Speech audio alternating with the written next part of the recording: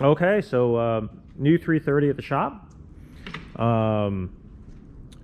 To say that this car has patina, it's up to you whether or not you think it does or doesn't. I mean, I kind of like cars that look like this because I don't worry about them too much. You know, they just have this look to them. Their paint, somebody had evidently done some kind of a cheapo paint job at its past. It's starting to craze and crack, and it's just split and flaking off and worn through and all that stuff. But to me, it's kind of cool. I mean, I know it's not for everybody. I know it's worn out, and the covers on there are wearing out the top, and the paint's coming off, and so some people look at this and says, oh my God, what a wreck of a car. But at the same time, I look at it like an old leather jacket. I mean, it's not rusty. There's certain cars that are just rusty and they're just falling apart and pieces are falling out of it. I mean, I could see some, little rust here and there, but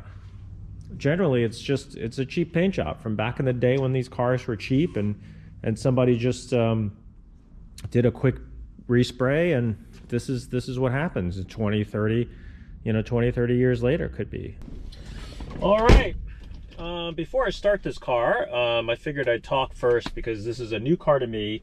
This is what they would call a 330 interim car, because technically on 330 GT2 Plus 2s, there are three versions. There is a Series 1 car, which is a 4 headlight car, and then there is a Series 2 car, which is a 2 headlight car. Well, they made 125 what they call interim cars that went between the Series 1 car and the Series 2 cars, because they have half and half. They have half the Series 2 car stuff, and then they have half of the Series 1 car. So the interim cars have 4 headlights, but they have the brake master cylinder that's similar to the Series 2. They also have a 5-speed transmission, where the earlier cars had the overdrive switch. So it's an interesting car because they only made I think 125 of these cars. So I've got this one at the shop. It's a little rough around the edges, but hey, listen, to me it's a Ferrari. I mean, it still has a V12, still has a little bit of patina. You can see there's chips and paint chips all over the place. The interior is kind of half been redone and half like original, and I'm about to take it out for a drive. So it's a little rough, it's a little cold, so I'm not passing judgment on it, because sometimes it just needs to warm up a little bit. The windows are typically slow, so we're just going to roll those up. The odometer says 84,000 kilometers. Oil pressure looks good so far, so I think it's okay. Idle's a little low. All right, let's see what happens. Off we go.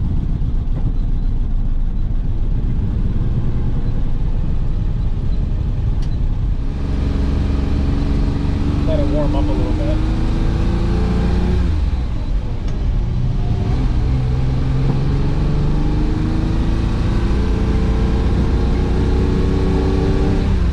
We're just gonna gently go. The shift feels pretty tight. So I mean, I'm gonna see how it feels as it warms up. But it doesn't feel worn out. It could be because it's could be a fresh rebuild. We're gonna see. But shift's okay. Second gear didn't grind, so I didn't have any problems there. That's a good sign. It's got that old car smell. As the air starts moving, you can really smell that old leather and oil and all that stuff. Sometimes people love that smell. So with a new car that comes in for the first time, usually what I do is have a couple conversations with the owner, talk about the car, tells me what the problems are, and then they usually give me a list of stuff that they'd like to look at and take care of. And then what I'll do is I'll go over the car and see if there's anything that jumps out at me. I mean, the owner's never driven another one and doesn't know what's normal. So, he wants me to drive it just to see what I see, or if I see anything wrong or feel like there's anything wrong. So that's kind of what I'm doing here. So I'm just going, just making an assessment for the first time. Steering feels pretty good. You know, it's not bad. Throttle's not super responsive, but again, you know, it's a cold car still, so I'm still waiting things to warm up. I'm seeing the water temperature starting to move, which is good. You know, it's kind of just keeping an eye and seeing how it works, or how what's moving and what's not moving. So we're just keeping an eye on stuff. I'm watching the charge system. Also looking to make sure I had gas in the car. That would be bad if I ran out of gas on my first drive out. You know, I think what the plan is, we're gonna do the valve adjustment and pull the valve covers off. Just take a peek, check the timing chain, make sure that tension is good,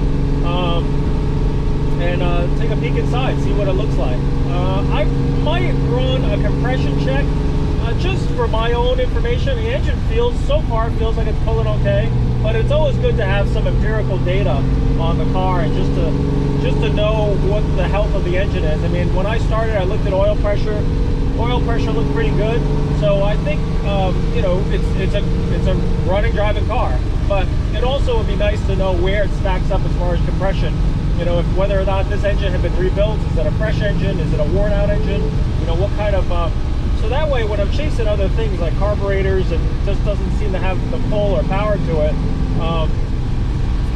having a compression number helps you know where we're at.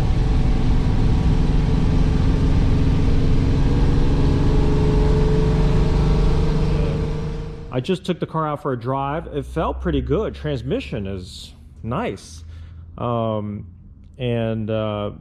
doesn't seem to have any really bad characteristics. I mean, I kind of want to go through it. Obviously, it's always could use a little bit of a tune-up and check, but it feels solid. I mean, no really big clunks or, you know, scary stuff that's happening on the car. The brakes stop the car. It kind of drives straight.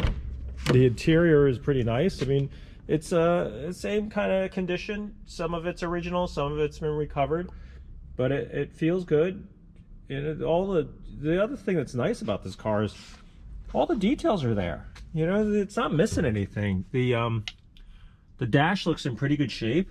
The interior has the right finishes. The steering wheel is finished right. I mean, it wasn't even like somebody's restored it and then did it all wrong, because I sometimes look at it as somebody restores one of these things and does it the wrong finishes, like the dash is too shiny, or the you know, the details like the stitching on the leather is wrong, or I don't see that.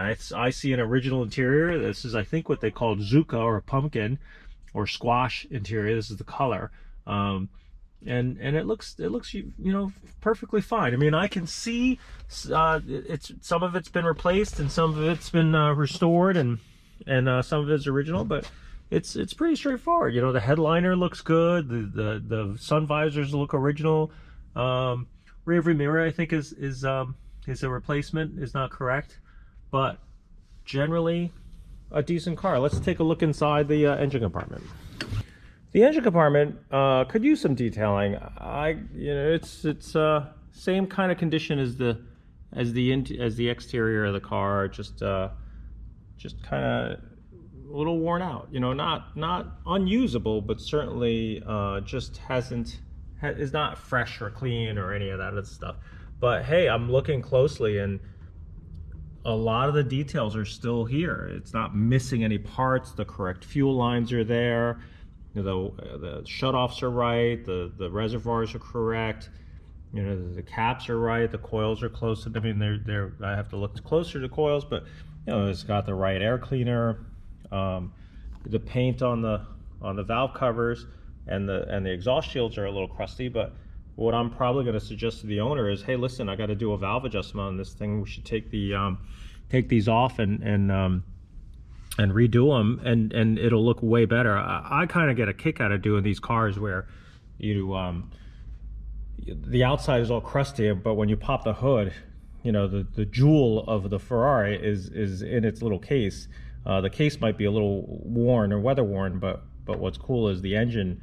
You'll open it up and, you know, there's a fresh air cleaner, paint, and fresh wrinkle paint on the valve covers and fresh paint on the exhaust shields, and all that stuff has to come off when I do this valve adjustment. So now's the time to kind of straighten this stuff out, and I think it'll look better. I think it's almost like what I think is kind of cool is if we do that, you open the hood and everybody says, oh, okay, I see where your priorities lie. The engine, who cares what the rest of the car looks?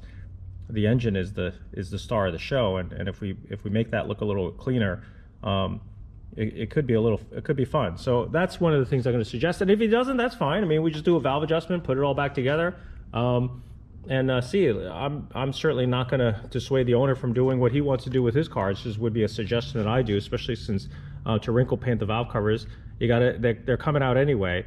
Now's the time to do them. But before I do a valve adjustment, I wanted to do a compression check just to check the health of the engine. This is a new car to me, so what I did was I pulled the plugs. You know, I apologize for putting these spark plugs here, but it's just a habit that I've gotten into. It's an old school thing. Francois kind of did it to me, my mentor, and I kind of find it as convenient. I know it's probably freaking some people out. You should never put anything on a carburetor because God forbid something falls in, but you know, the washers here are caught. They're really kind of hard to fall in. I'm probably going to move them out of the way just because I know everybody's watching and probably saying, but I know it's not the best thing to do, but it's certainly convenient to have you know, these tiny little carburetor or the little spark plug holders to keep everything in order, so I can read the plugs. You know, I can look at them and see if the gaps are right and whether they're running. I mean, I noticed that, you know, some of them, you know, I can keep track of this stuff, so that way as I'm doing an adjustment, you know, you could see how some of it is a little whiter. This one's got a mixture issue that I have to check. This one looks pretty good, you know, has that nice brown color, but there is a little bit of oil there, so I just want to check to see what compression is. So before I do the valve adjustment, I'm going to do a compression check. So I'm gonna have you guys follow along. So doing a compression check, it starts by obviously, you know, you don't have to take valve covers off and all that other stuff, but what I do is I start with number 1 cylinder. This tube is already threaded on there. I guess I can thread it off and show you what it looks like. But I take all the spark plugs out so the engine has less resistance to turn over. And then what I do is you have an adapter here, and basically what you do is you start. Let's see if I can do this with my left hand. You feel for the thread, you get it started. Yep, and there it is, and you just thread it in. Be very careful not to cross thread. God forbid, this is an aluminum head and it's a steel adapter, but you know, you just carefully thread that on there, and now I have a quick release. So the quick release then connects to my compression gauge. So that's one of the steps. Because I have the valve covers off on this one, what I'm probably going to do is just hold these throttle linkages open per carburetor, so that way it stays open. You know, there's several ways to do it. You can actually have a helper sit in the car and crank over the engine, or I could do it remotely. On Ferraris, you have a starter circuit here that I can actually run a starter button. So I have that all set up, you know, so I can just click it over and turn the engine over. So once I get the compression gauge set in, I can do that. Normally when you do something like this, you know, valve covers are on. Obviously it kind of looks different because I have it apart because I'm going to do a valve adjustment. But normally what you would do is just disconnect the coil wires. If you're going to have a helper in the car and he's going to turn the ignition on, you know, you can fire plugs, and you know, not to say that there's anything going to happen because you would have had all the plugs removed, but it just stops the arcing and all that other stuff. You just remove the coil wire, and you won't get shocked if you're near the spark plug tubes or spark plug wires that are just hanging out there in the open or arcing somewhere and just doing something where you don't want. Also, there's fuel, exposed fuel and spark. You know, obviously you want to keep that inside the engine, not on the outside. So, you know, use your own discretion how you do this, but this is just roughly to show you how I do a compression check, just to get a baseline on this engine.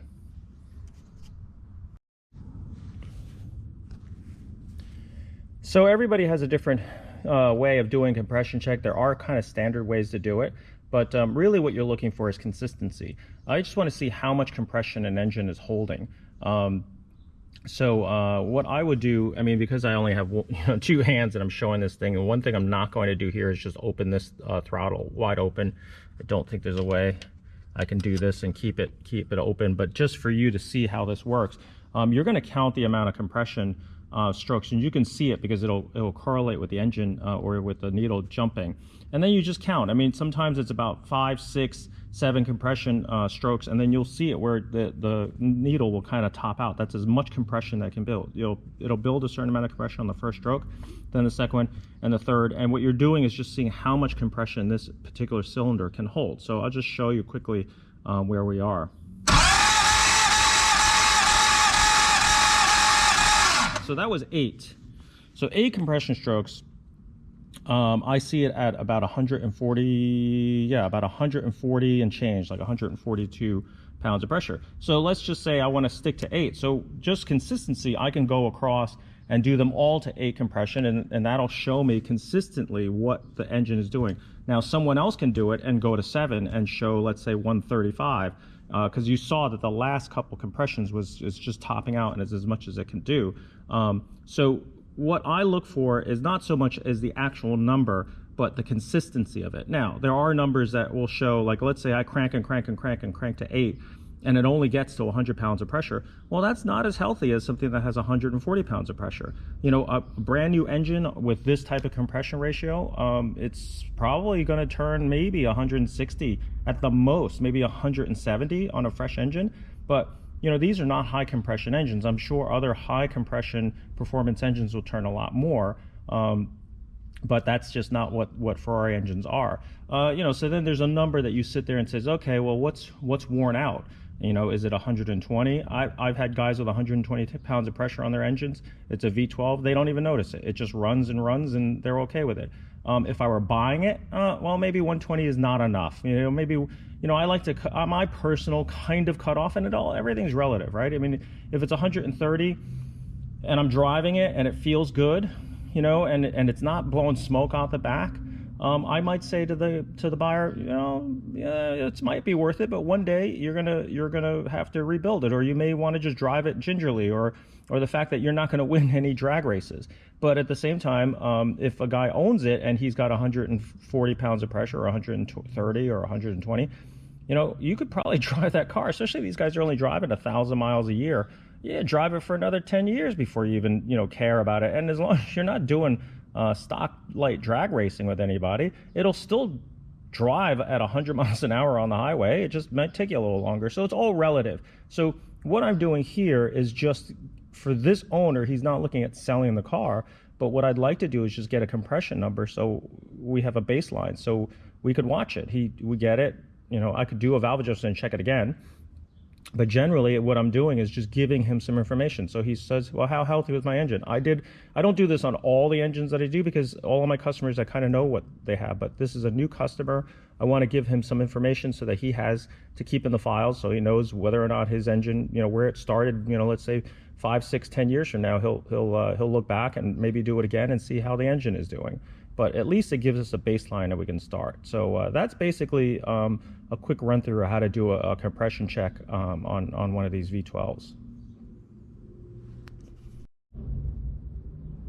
So I'm doing the valve adjustment, which I found a problem. So this is the rocker stand that sits on the valve side, or on top of the camshafts, and they basically transfer the camshafts that push on this up and down, and then it actuates the valve up and down. So what we do on a normal valve adjustment is we replace these adjuster tips, because these tips are what touch the tops of the valves, and they're adjustable, as you can see, with a lock nut and an adjuster screw. And what we see normally is a little bit of wear. So this one here, I don't know if you can see it close enough, but there's a little bit of a pitting on the valve, and that's supposed to happen. I mean, it rides up and down on the valve. There's a sliding motion on it, and it wears. So and again, that's sometimes why you do the valve adjustment, but mainly when it wears like that, we replace it. So that's one of the things that I'm checking on.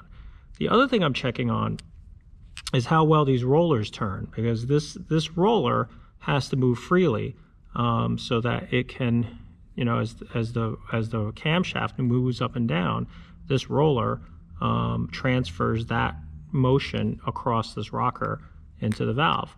However, the play on these rollers, you can feel it. It's just a tiny little play. It's a bushing. But what I found was this one, which it is worn out, as you can see. That's pretty bad wear. I mean, usually you can feel it, like there's very little play in it at all. So what we have to do is we have to disassemble this and replace it. So I'll show you what it looks like inside.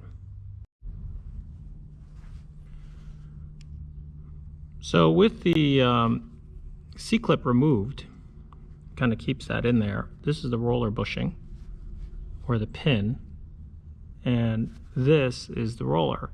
And it rides in here, and you can see how much play there is. Usually what happens is there's a small little hole in there, and that's cleared and supposed to oil the inside of this bushing as it rides, because all this oil, it gets kind of splashed up inside there, and oil gets fed in there, and it keeps us lubricated. And if it starts to wear, once it starts to get a little bit of wear, it just starts to exponentially happen, because this is just moving up and down, up and down, up and down. As you can imagine, the camshaft on every time this cylinder is open for, I think this is the exhaust valve, that it's going to act on this, and it's going to wear it out. So there's a couple solutions. One is you buy the roller, the bushing, the pin, and the clip, and you replace all of it. Because here you could feel a little bit of scoring in this line. This is supposed to be nice and shiny. It's hardened steel. It'll probably be fine, but you know, all the clearances have changed because of this wear, and you can feel it. It's pretty scored up in here. So we'll replace that. The roller follower, again, is a hardened piece, and it follows, as it's called, a roller follower. It follows the camshaft, and that bushing is a bronze bushing, and that's going to be correctly, you know, hopefully when you get everything, it'll have nice and snug, you know, clearances, so that you can put all new pieces in, and then you're off. The other solution that people are doing is they're putting these little needle bearings in here. And it's a modification in which this goes in, and they put little needle bearings in there, and then this thing follows with little bearings that sit inside. It changes the inside diameter by putting these little needle bearings in. It's a modification that a lot of people like to do. They did it on the race cars, obviously, just to have less friction, you know, in the valve train. I don't necessarily do it, because I kind of feel with the amount of mileage that you do and the cost of that modification is, you know, it's spending money at something that is it going to improve anything for what the car is. If I'm building a race car and I want, you know, super smooth, you know, valve train operation, I want everything to operate as smoothly as possible, because every little bit counts in a race car engine, I would consider it. But building a street engine, to do the modification, to take all of this, every single one of these, you know, there's 12 of these rocker stands, and there's 24 of these rockers.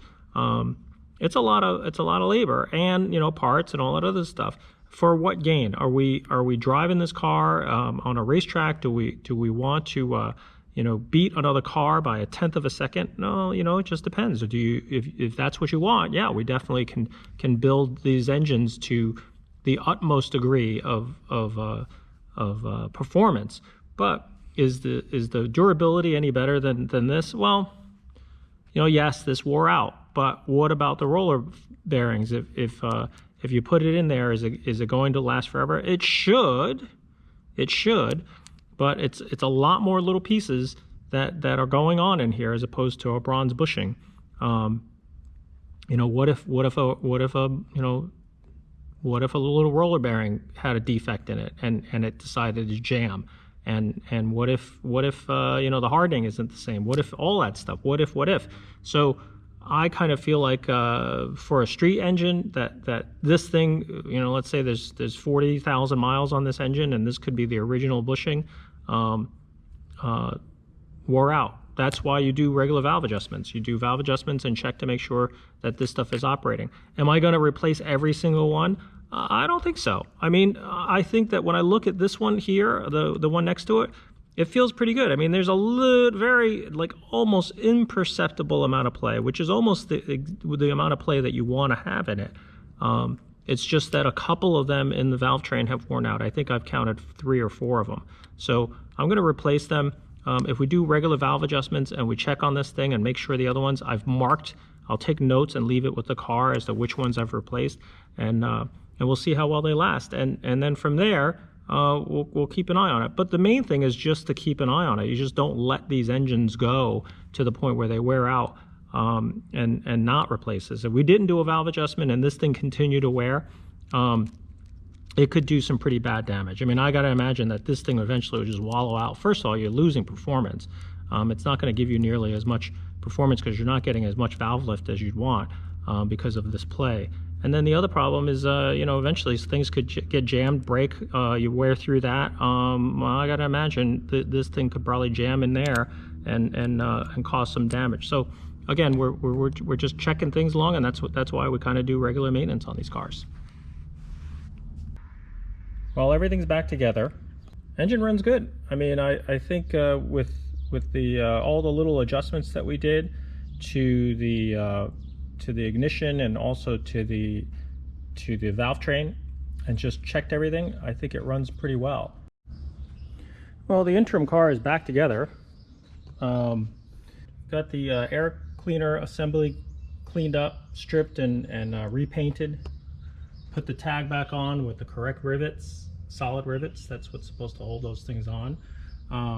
Neatened up the valve covers and the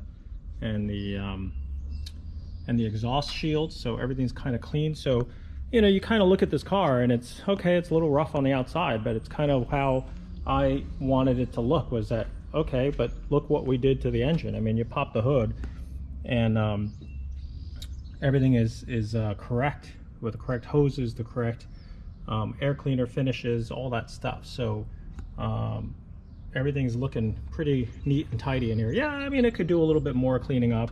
You know, I gotta get nuts for this to get the correct hold downs for that, but you know, at least the fuse box cover is painted. The valve covers and exhaust shields are painted correctly, wrinkle black. The air cleaner assembly is semi-gloss black. So because they had to come off anyway to do the car, or at least to do the valve adjustment and check everything, we went ahead and finished everything and refinished it so it all looked nice and neat.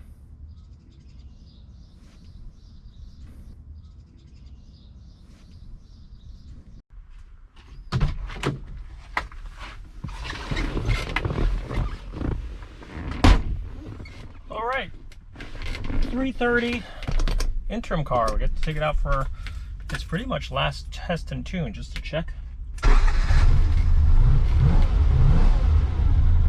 We'll see how this thing runs. You know, got it all tuned up. Starts pretty nicely. Let's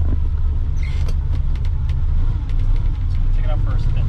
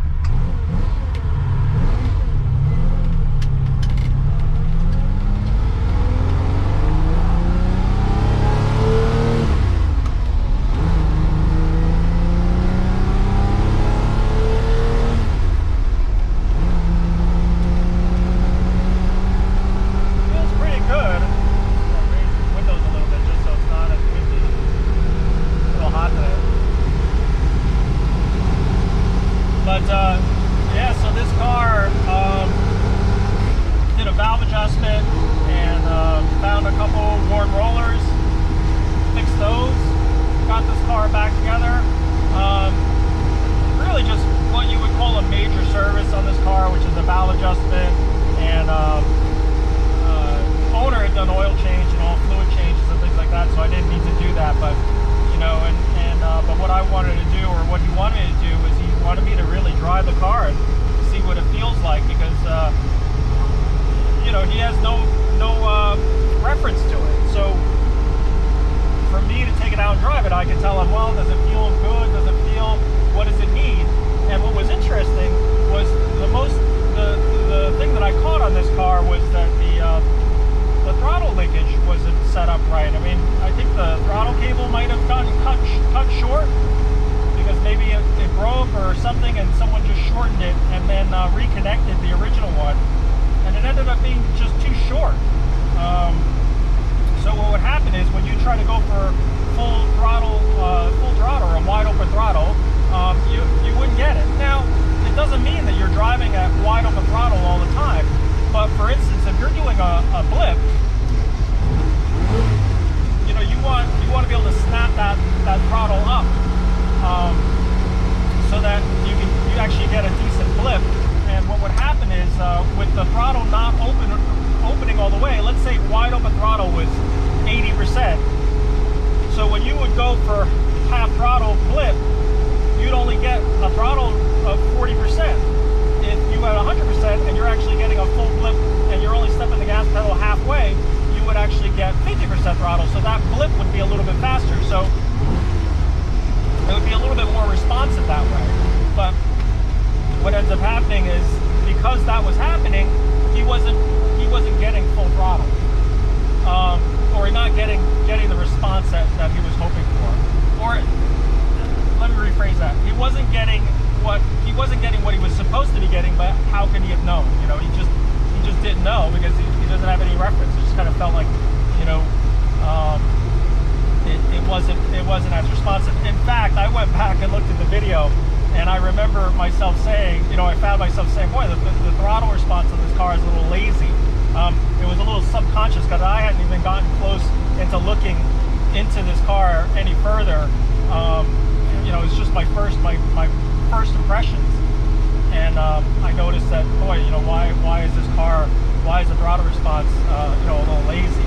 But you know, again, it could be psychological, but I definitely feel like there's a difference in throttle response now.